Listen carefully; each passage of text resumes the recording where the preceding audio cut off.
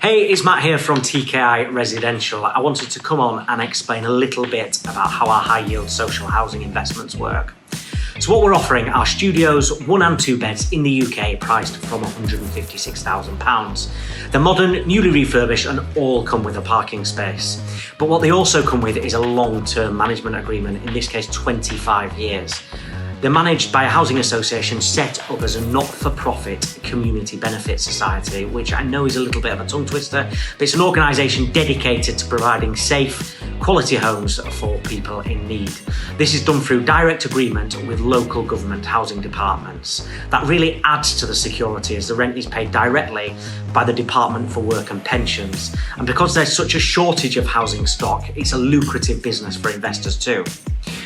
What you end up with is a 10% net yield in year 1. This is paid without any management, service charges or ground rent deducted. That means it's your absolute bottom line. That's the figure that you will get paid every single year. And under the agreement, the rent goes up each year based on the consumer price index plus 1%.